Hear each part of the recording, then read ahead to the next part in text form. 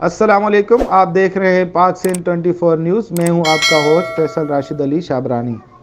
अहम खबर शामिल करते हैं बलूचिस्तान से।